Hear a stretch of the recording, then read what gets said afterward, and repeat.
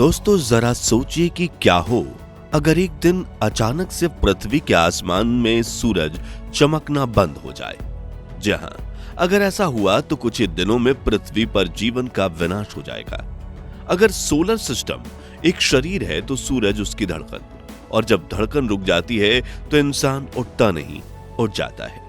और आज से करीब 460 करोड़ साल पहले सौर मंडल के जन्मदाता सूरज का जन्म हुआ था, जिसकी रोशनी, गर्मी और गुरुत्वाकर्षण की वजह से ही आज पृथ्वी पर जीवन संभव हो पाया है। हालांकि बचपन से ही हम सूरज को सिर्फ एक चमकता हुआ आग का गोला मानते हैं, लेकिन असल सच्चाई इससे बिल्कुल विपरीत है, क्योंकि सूर्य इतना बड़ा है कि इसमें हमारी पृथ्वी जैसे 13 लाख ग्रह समा सकते हैं, और सूर्य से हमेशा करोड़ों परमाणु और हाइड्रोजन बम जितनी एनर्जी अंतरिक्ष में बाहर निकलती रहती है, जो इसके केंद्र में हो रहे न्यूक्लियर फ्यूजन रिएक्शन के चलते बनती है, जिसके कारण सूर्य के केंद्र का तापमान 2 करोड़ डिग्री सेल्सियस तक चला जाता है और इसकी सतह का तापमान करीब 5500 डिग्री सेल्सियस तक बना रहता है। ये कितना ज्यादा, इसका अंदाजा आप इसी बात से लगा सकते हैं कि पृथ्वी पर मौजूद सबसे हाईएस्ट मेल्टिंग पॉइंट वाले मेटल टंगस्टन का मेल्टिंग पॉइंट भी 3400 डिग्री सेल्सियस है। यानी सूर्य की सतह पर हम किसी भी मेटल से बने स्पेसक्राफ्ट को नहीं ले जा सकते, क्योंकि सतह तो गर्म है ही, लेकिन उस तक पहुंचने से पहले ही हमारा स्पेसक्राफ्ट जलकर राख हो जाएगा, क्योंकि सूर्य के चारों ओर एक बहुत ही घना जलता हुआ गैसों से भरा वातावरण मौजूद है, जिसमें हमेशा बड़े बड़े सौर तूफान चलते रहते हैं। जैसे कि इस फुटेज को देखिए, जिसमें सूरज पर पिघलते हुए प्लाज्मा की बारिश हो रही है।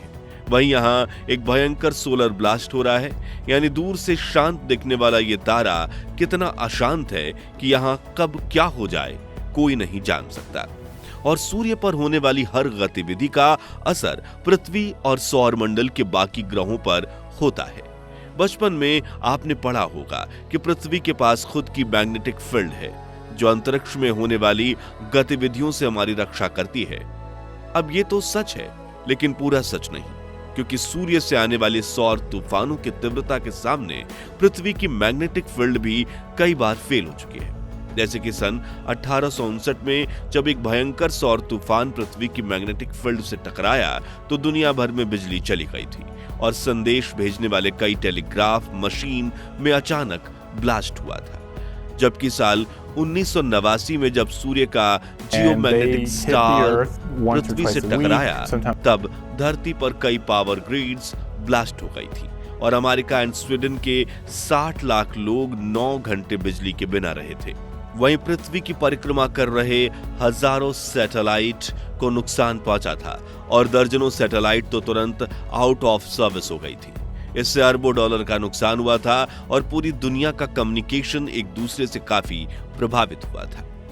अब उस समय तो इंसान इतनी टेक्नोलॉजी का प्रयोग भी नहीं करते थे, लेकिन आज तो टेक्नोलॉजी ही हमारा जीवन बन चुका है। पृथ्वी की ऑर्बिट में हजारों सैटेलाइट घूम रही हैं। ऐसे में अगर आज कोई ताकतवर सौर तूफान पृथ्वी से टकराता है तो यह पृथ्वी पर काफी ज्यादा तबाही मचा सकता है और हमसे इंटरनेट छीन सकता है। इसलिए वैज्ञानिक लंबे समय से सौर तूफान पर रिसर्च करना चाहते हैं और सूर्य के दिल दहला देने वाले रहस्यों से पर्दा उठाना चाहते हैं, जिसके लिए आज तक 22 मिशन लॉन्च किए गए हैं। लेकिन उनमें सबसे सफल मिशन है नासा द्वारा भेजा गया पार्कर सोलर प्रोब, जिसे 12 अगस्त 2018 के दिन लॉन्च किया गया था।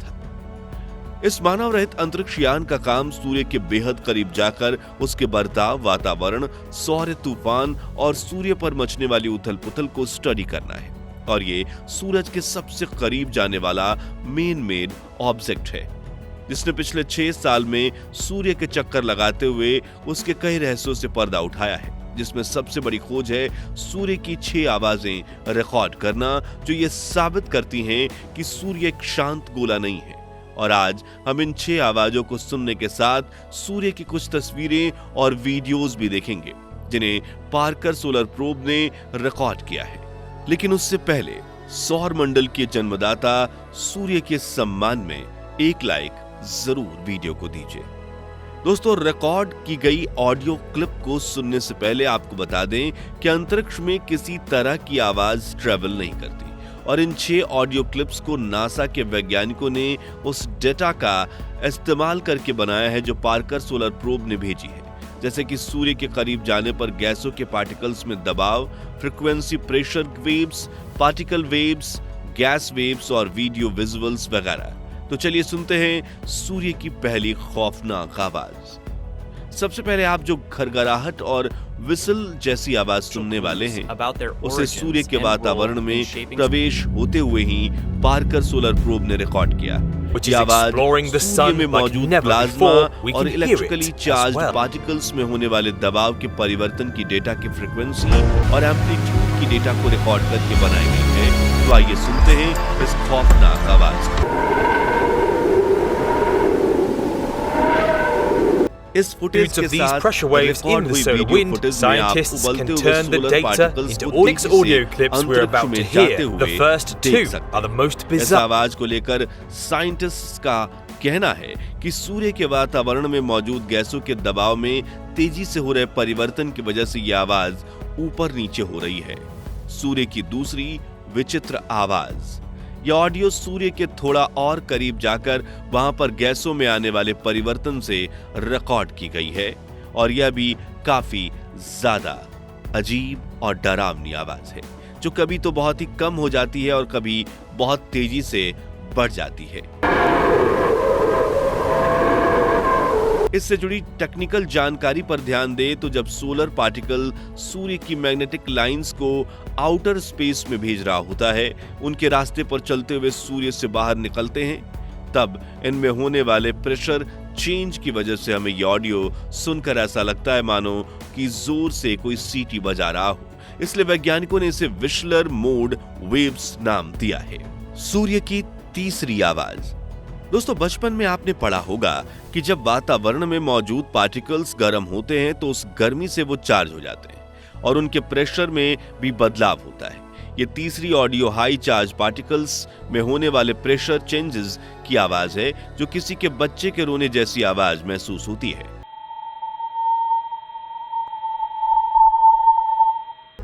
पार्कर सोलर प्रोब की ऑडियो अपने आप में बेहद दुर्लभ है, क्योंकि यहां प्रोब ने सूर्य से निकलने वाली बहुत खास तरह की लैंगमुइर वेव्स को रिकॉर्ड किया है, जो कि काफी हाई फ्रीक्वेंसी पर हाई प्रेशर पर ट्रैवल करती है और इन्हें पृथ्वी के वातावरण में कैप्चर नहीं किया जा सकता।